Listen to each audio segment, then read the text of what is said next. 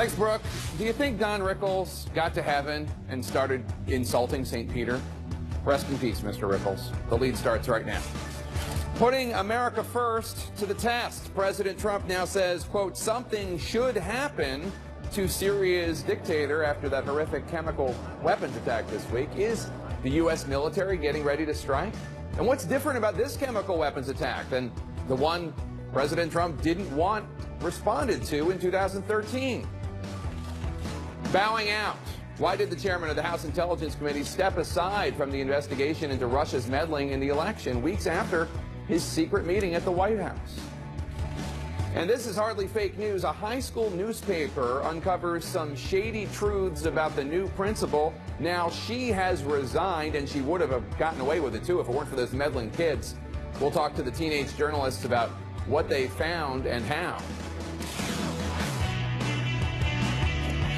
Hello, everybody. Welcome to The Lead. I'm Jake Tapper. We're going to begin with our world lead today after a devastating chemical weapons attack in the suburbs of Damascus in 2013 that killed around 1,400 Syrians.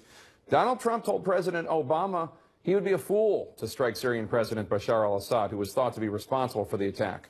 Just days ago, members of the Trump administration were saying that removing Assad was no longer a priority. But now, after another chemical weapons attack, this one killing nearly 100 people, President Trump just minutes ago told reporters that, quote, something should happen regarding Assad. A source telling CNN that the president also told some members of Congress today that he is considering military action against the Syrian regime. Let's get right to CNN's Jim Acosta in Palm Beach, Florida, where Mr. Trump just landed for meetings with the Chinese president. Jim, what can you tell us about anything we might know about President Trump's plans for Syria? Well, we can tell you, Jake, that now that the president is on the ground here in Florida for this meeting with the Chinese President Xi Jinping, the president is planning on holding a meeting with some of his national security team later on this evening. Those officials, including the Secretary of State, Rex Tillerson. He's also expected to talk to the Defense Secretary, Jim Mattis, as well as other members of the cabinet, Steve Mnuchin, the Treasury Secretary, Wilbur Ross, the Commerce Secretary. That meeting expected to take place later on this evening, according to a White House official. Now, as you mentioned, Jake, just a few moments ago, the president landed in Florida. He did talk to reporters on Air Force One about the situation in Syria. And as you just said a few moments ago, it does appear that the calculus, that the equation for this administration has changed very much when it comes to this question of Syria after the apparent chemical weapons attack conducted by the Syrian regime against civilians just a few days ago. The president now telling reporters on Air Force One, now signaling to the world that something should happen to Syria as a response to that chemical weapons attack. Here's what he had to say. Do you think Assad should leave power, and will you discuss Syria? I think what Assad did is terrible.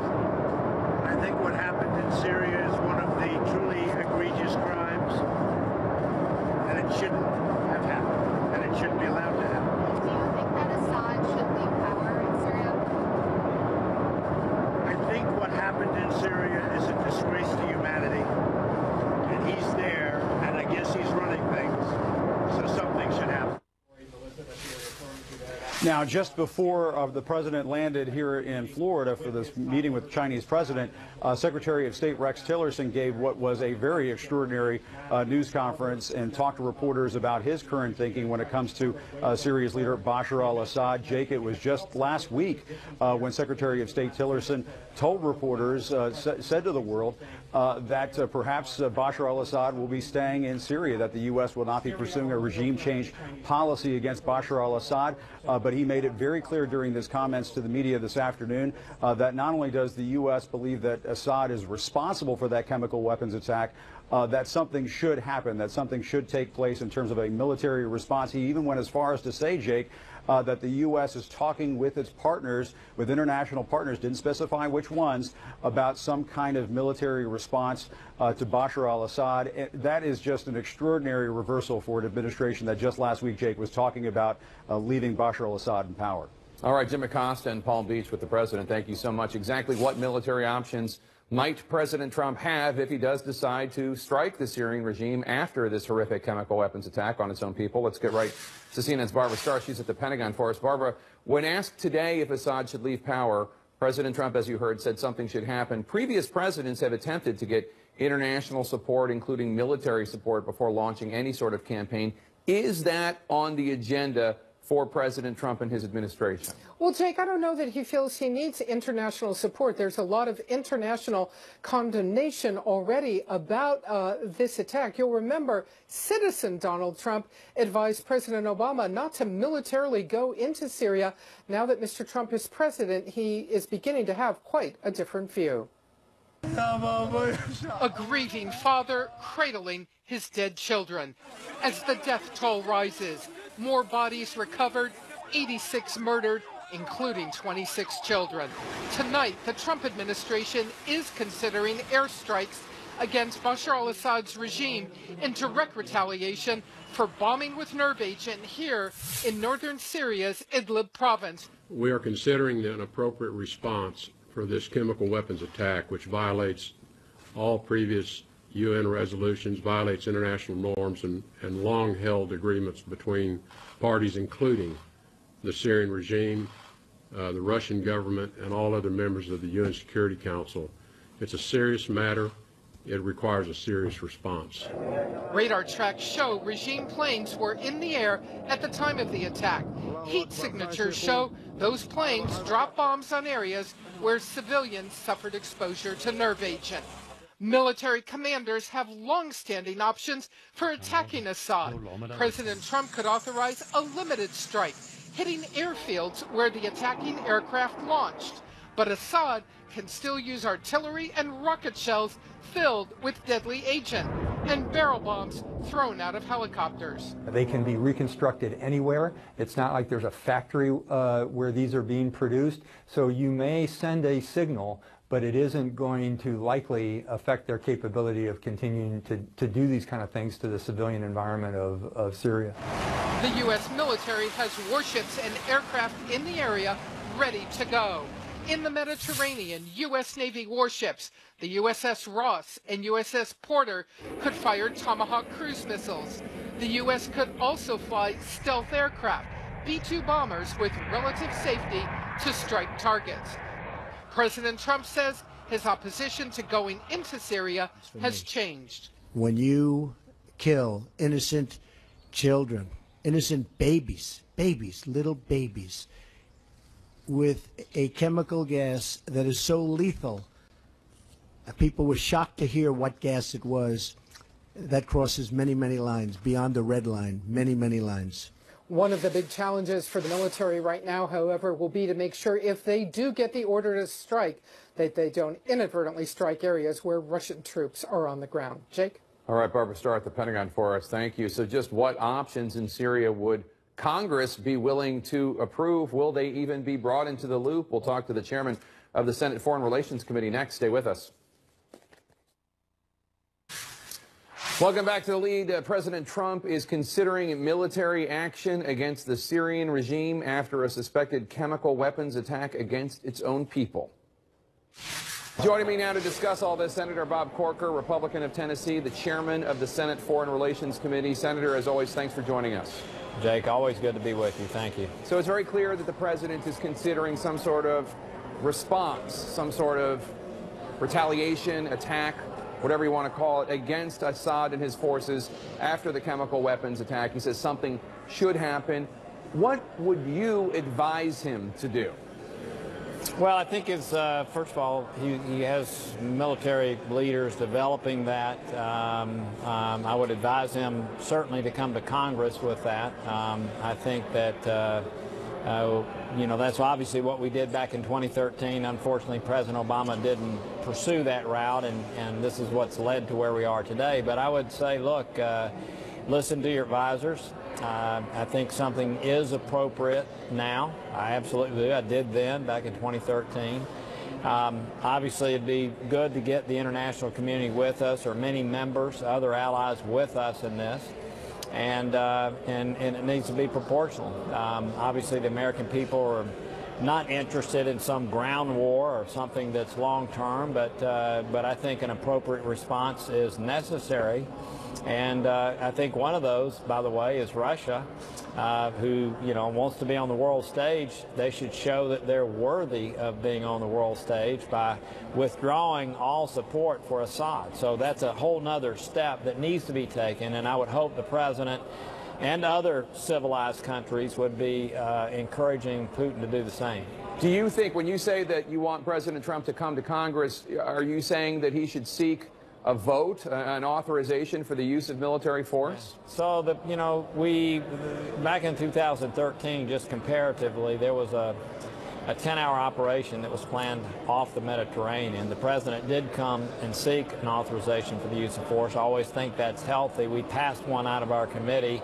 It was never taken up on the floor because the president went in another direction. And obviously, that's where the red line problem began.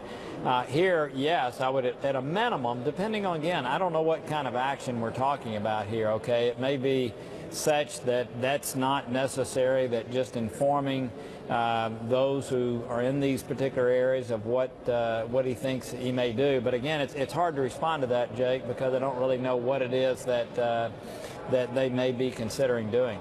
The president said that the attack that happened this week changed his view on Syria and Assad. In 2013, as you no doubt remember, Assad was blamed for killing more people than this week's attack, 1,400 people in a chemical weapon attack. CNN aired those awful videos showing Syrians foaming at the mouth, convulsing, dying.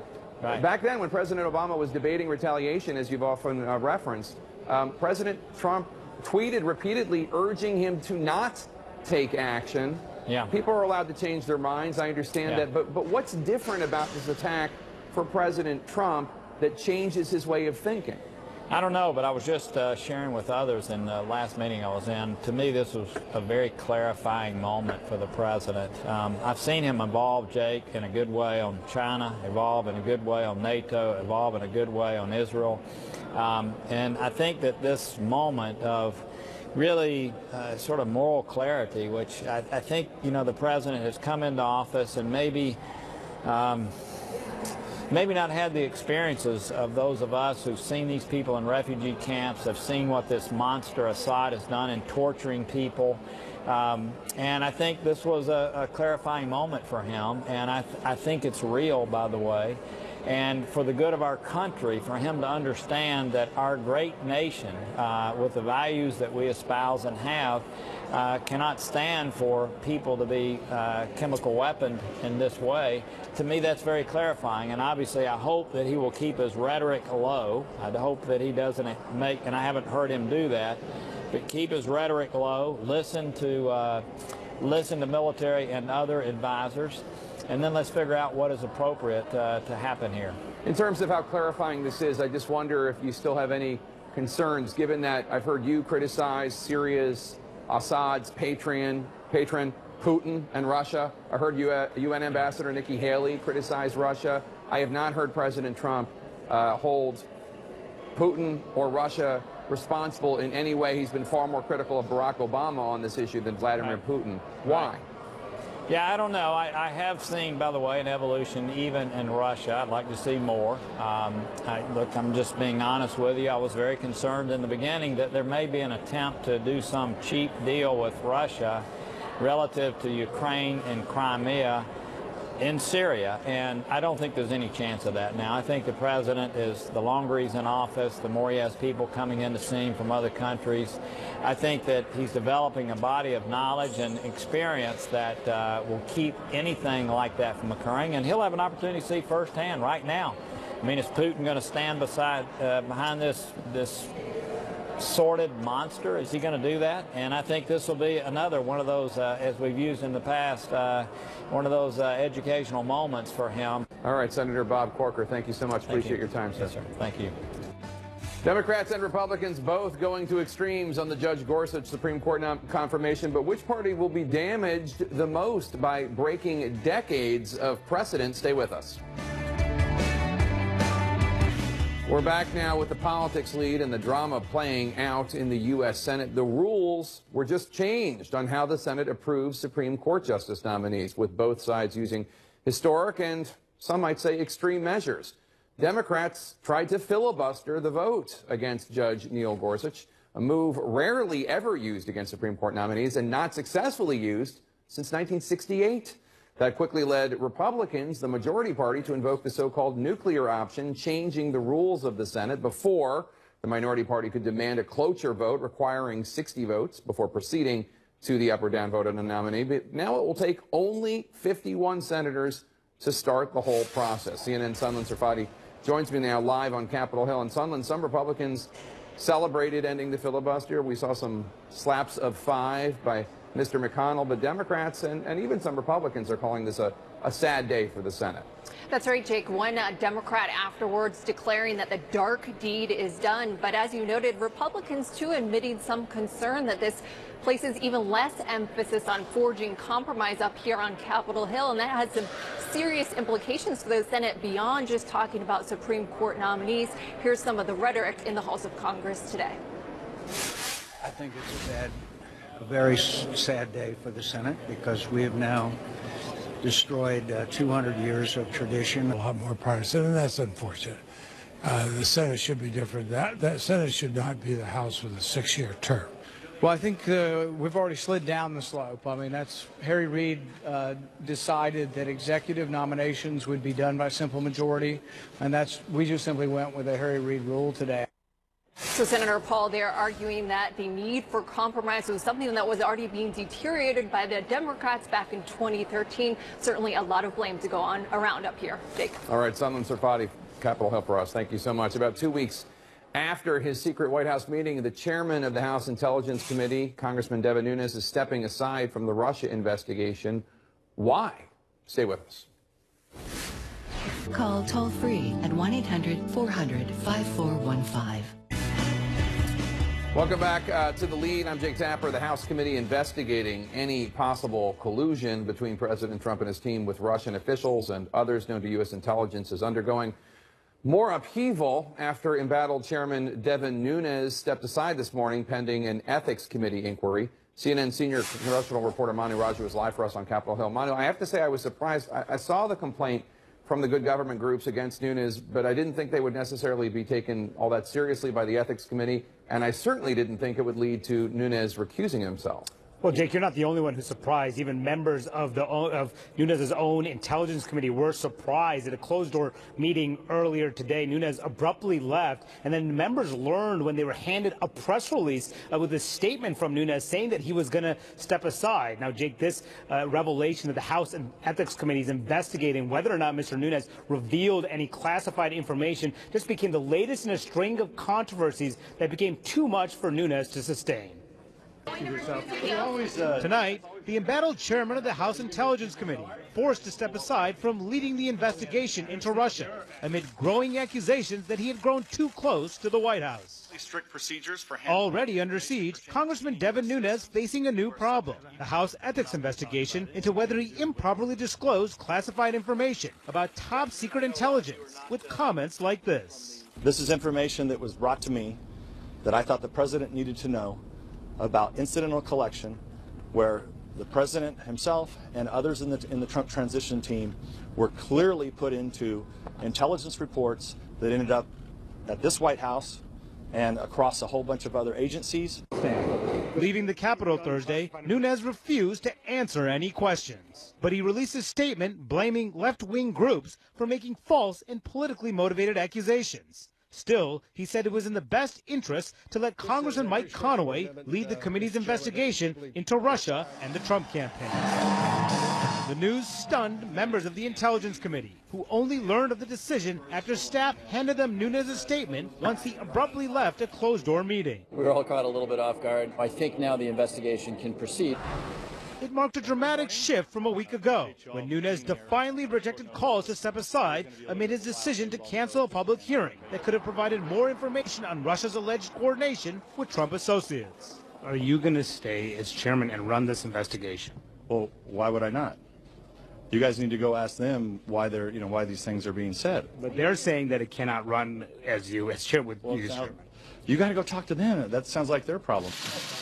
House Speaker Paul Ryan privately met with Nunes last night and said he supports the chairman's decision. Chairman Nunes wants to make sure that this is not a distraction to a very important investigation. But neither Ryan nor his aides would say if the speaker urged Nunes to step aside. Did you urge Nunes to step aside, sir? Did you urge him to?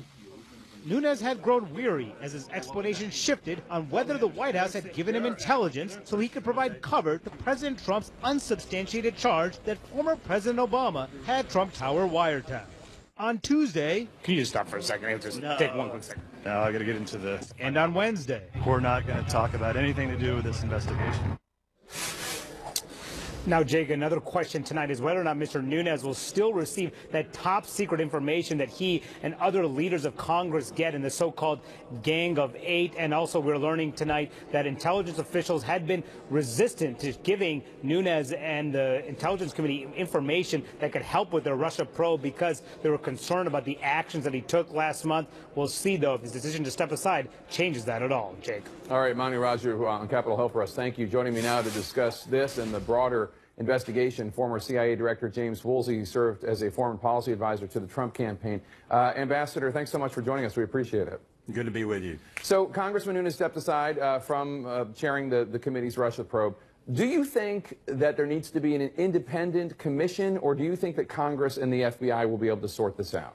I think they should be able to sort it out. I think this is, frankly, overall a minor matter, and the reason both you and I were surprised at what happened was, I think, partly related to that. There is something very important in our electoral politics involving Russia, but it's not this year. It's a year and a half from now when we go to an election where 25% of our voting machines don't leave a paper trail, and most of those can be hacked. And certainly the ones that have a paper trail, that helps. You can have a recount. But for 25% of our voting machines, Russia may be controlling things with its hacking a lot more than any American would want. That's the problem involving Russia.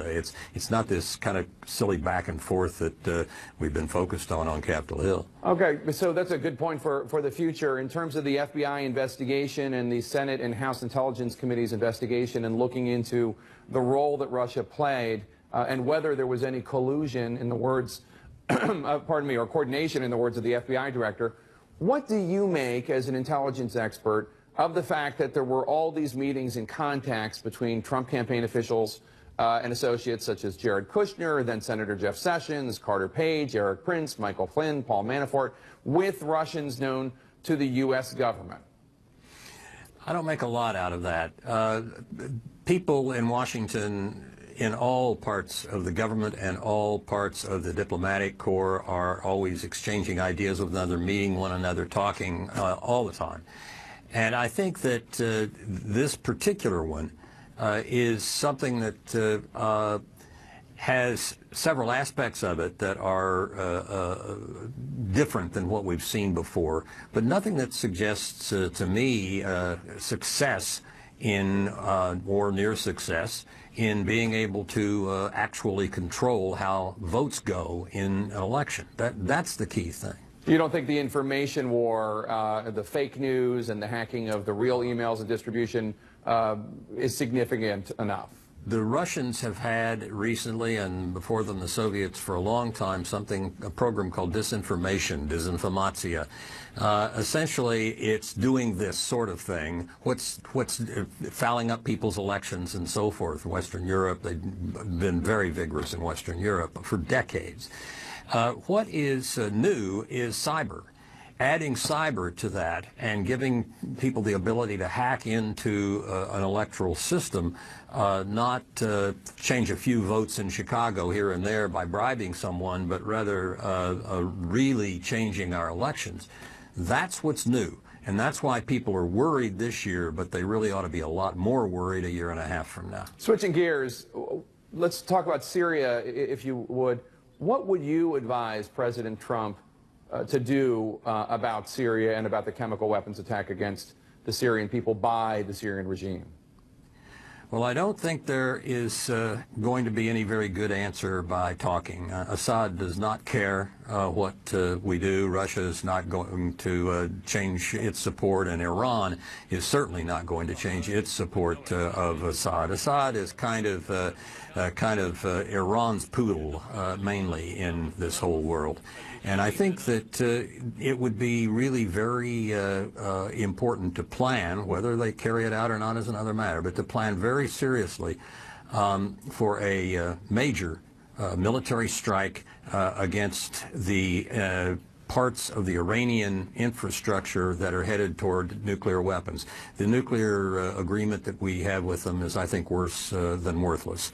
And on their way in and their way out, if our forces do use air power against Iran, would be possible to knock out some of the Syrian facilities too. But we are down to a situation where we will see a nuclear Iran, I think, very shortly because of bad decisions that have been made in the past, unless we do something. And this at least gives us an opportunity to do something that is tied to the Syrian events, and that would be use force against the Iranian nuclear program. I certainly don't need to lecture a former CIA director on the notion of blowback, but are you not worried that a strike against Iran's nuclear facilities, as well as some Syrian military facilities, would create a huge amount of upheaval and perhaps put the United States and its allies in greater peril than what you're suggesting? There's nothing about this situation that I find at all comfortable, whether it's using force or trying to get out of it by talking diplomatically. But I see no way in which arguing with Russians, talking even to Iranians, getting coalitions together, people are just not going to respond effectively in the United Nations or elsewhere to that kind of a complaint, even as terrible as what the Syrians did was. It's not going to do any good. And if we want to change the nature of the threat to us in that part of the world, I think what we have to do is take out the Iranian nuclear program, and if we can, without hitting any Russian units and so forth, some of the Syrian capabilities. All right, Ambassador James Woolsey, thank you so much. We always appreciate your time, sir. Good to be with you. High school journalists take on the principal after her resume raised many red flags. They tell us what caught their eye and made them call out the very person who might suspend them from school. And then he was the master of the insult. Legendary comedian Don Rickles passes away. We'll take a look at how he made us laugh. Stick around. Welcome back to The Lead. I'm joined now by my political roundtable, so let's dive in. President Trump is now considering military action against the Syrian regime. And I have to say, I guess I'm not surprised that he has so starkly changed his position from what he was saying just a few days ago, but it's almost as if the way they're reacting to this chemical weapons attack in Syria, which was horrific, it's almost as if they're not aware that Syria has been doing this since 2013. Well, look, yes, he does change his position. I'm not sure that he will stick with this position for a very long time. But I think the central issue, I'm not an anti-interventionist, but I'm cautious about what we can accomplish in a theater that's this complicated and how you do it. But I think the one thing you need is actually constancy from an American leader to say, this is a fight worth fighting. It is in our interest for these reasons. And right now, the moral problem of Syria and this genocide is running up against the political problem of no one to convince the American people that this is worth blood and treasure. Yeah, I mean, I'm somewhat reassured, but also somewhat scared that President Trump seems to be learning about foreign policy on the job, okay? But he saw those pictures, and you saw him in front of the cameras. He seemed emotionally affected. It really got to him. He changed from, I don't want to be president of the world, to, this is my responsibility. Those are the words he used. That means something. What that did internally was everybody who works on national security in the White House, in the NSC, in the State Department, they switched. They turned on a dime. From a policy that was ISIS only, we'll worry about Assad another time. Yeah, we'll cooperate with Russia and theoretically maybe even Assad to go after ISIS. This presidency is about the president. He set the tone, and now everyone's scrambling to come up with these options. And when it all shakes out, they'll have two basic courses of action. Escalate or do what we've been doing and accept the consequences. It's the same choice that President Obama had. It's the same choice that Trump has. It's more difficult now, but the consequences of inaction are also more drastic than they've ever been. Maybe when President Obama was facing the same basic decision in September 2013, Donald Trump businessman was tweeting at him, don't go to war, don't bomb Syria, don't do it, it's foolish. This is now actually this chemical weapons attack where almost 100 people died this week. Horrible, but it's not the first, and frankly, it's not the worst. The one in August, 2013 was worse. That's what's so remarkable about the way that we see his reaction, as if it's kind of new, and he hasn't been following this civil war that's 7 years old and 500,000 people have died. He weighed in on this. At that moment that turning point moment, telling our foolish leader, he called President Obama at the time, not to get in there. There's no upside. And then he mocked him since for backing away from a red line, including yesterday in front of King Abdullah. I mean, he didn't only do it in a statement 2 days ago. He did it again yesterday. He couldn't resist the temptation. And it's really hard, I think Mary Catherine's right, to see if he can actually stick with this through next week, particularly because the Secretary of State's going to go to Russia. What is this administration asking of the Russians in Syria? Get out of Syria? Join us in a coalition for regime change? This is the huge question, is what, are we going to go to war with the Russians? Right. And I think we don't know the answers, and I don't think they know the answers. Well, I think there's only one thing they can really ask from the Russians, which is put pressure on Assad, okay? This is the same thing we've been asking Russia for the last 6 years. They're not going to do it. No. Then they're going to be put to a choice. Okay, do we increase the pressure and take risks, even if that means more arming of the opposition, more covert action, sanctions, whatever it is? There's a whole litany of things you can do. Each of those has risks. There's also risks of inaction, and those risks are more terrorism, more refugees, and extremism just growing throughout the region. So, you know, in the end, he's going to have to choose one of these two basic paths. If he wants to really get out of Syria, he's going to have to escalate to de-escalate. And he's coming around to that, and you can see it in real time on TV, and now he just has to get the whole system geared up to enact that policy. But I just think it's really tough, and I come back to the part where you do have to sell the American people on your strategy. And there's none of that. There's none of that. Well, and also there are risks of doing the international community thing and sort of lauding, as Kerry did, this deal that they had on chemical weapons back in the day, which was not actually a deal.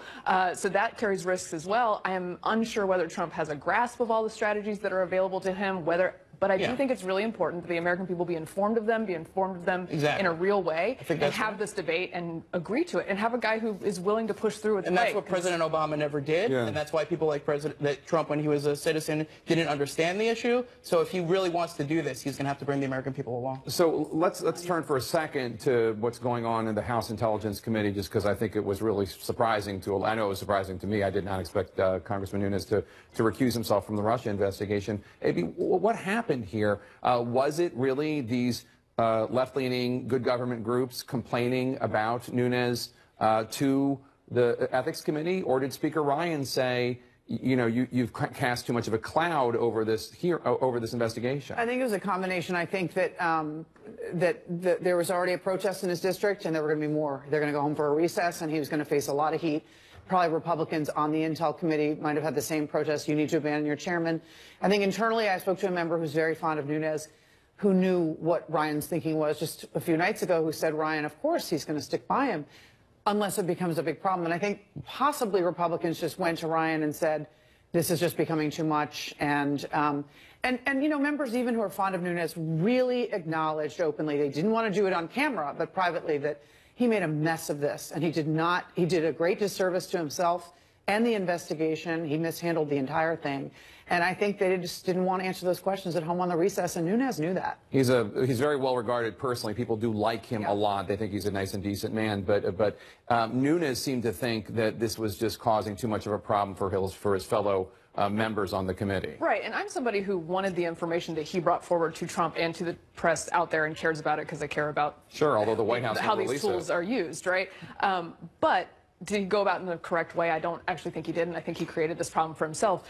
Politically speaking, not morally speaking, I think he had probably gotten to a point where he could have weathered it, maybe. In the quickness of our news cycles these days, I am not buying that people can't get past these things anymore. But so I thought it was an interesting choice, and it may have been because he truly thought that morally he had gotten in the way of it. Yes, he could have weathered it. but the investigation would not be seen as credible. And at the end of the day, what the American people need is an accounting of what happened in that election, and you can throw in the allegations of collusion and the Susan Rice stuff and all of that.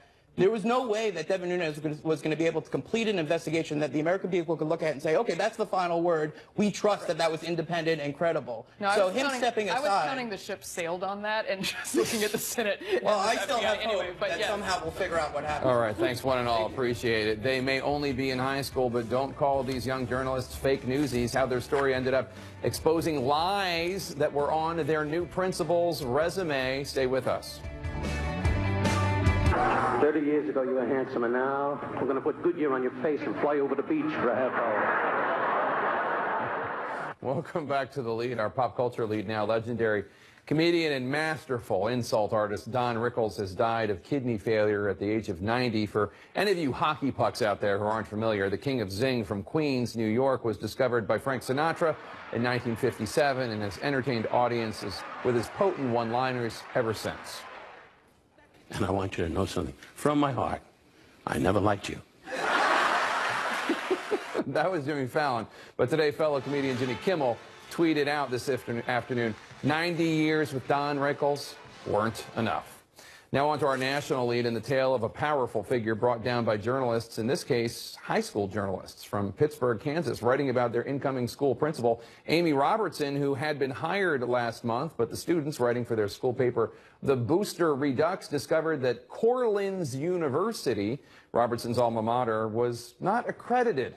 Further investigation raised more questions than answers about their new principal's credentials. Their story was published last Friday. Robertson resigned Tuesday. And two of the student journalists join me now. We have with us Trina Paul and Patrick Sullivan. First of all, congratulations on your excellent work. I was editor of my high school paper, but I did not manage to get the principal fired, unfortunately. Trina, you are co-editor-in-chief. What made you suspicious during your initial interview with Amy Robertson? I think just some of the words that she used, some of the phrases she said, like perhaps that she had lived in California and Spain and New York and she commuted. Some of those things were glaring. And I think at that point we realized that we had stumbled onto something much larger than any of us. What do you mean it was glaring? It didn't seem plausible. It wasn't realistic. And even just looking at our educational background, Corlins, we looked through the website, broken links, accreditation mill, just various Google searches, just the power of simple internet allowed us to draw those really simple conclusions from the information. Internet, yeah, Google searches that apparently the school board was not capable of. Patrick, at what point did you and your colleagues realize, holy smokes, we got a real story here? I believe it was once we discovered the Corlins website, we dug a little bit deeper into the non-functionality of the website itself, and we discovered that there's no phone line or email of anyone we could contact. Trina, your team presented your findings to school officials before you published. What was their response? I think initially they had wanted to stick with her. They gave her an ultimatum. If you present the proper transcripts, you will be able to stay on, essentially. And she was unable to do so. And it thus resulted in her resignation. Patrick, under Kansas law, high school journalists are protected from administrative censorship. But this was a gutsy thing to do. Were you nervous at all? Yes, I was very nervous. Without the help of our advisor, Emily Smith, and a man from the Student Press Law Center, Frank Lamonti, who helped us understand our rights as a student journalist. And Trina, you're co-editor-in-chief. Did anyone pressure you not to publish the story? I think it was just general apprehension about how the community would react. I don't think there were any specific people that would say, like, single me out or anything like that. It was just the idea of the entire school board or the entire administration having certain thoughts about it. Well, I think you guys are awesome. Patrick, it's your 16th birthday, I understand. Happy birthday. Are you planning to study journalism? Can we look forward to your application to be an intern here at The Lead someday? I am planning on joining a college newspaper. I look forward to any future internships in news media. All right. Well, we look forward to hearing from both of you more in the years to come. Thank you so much. And Patrick, I'm sorry, it's your 17th birthday today. Happy birthday, to both of you. Good luck. Thank you. Thanks. I've seen the future of journalism, and it looks great. That's it for The Lead. I'm Jake Tapper. Turning you over to Wolf Blitzer in the Situation Room.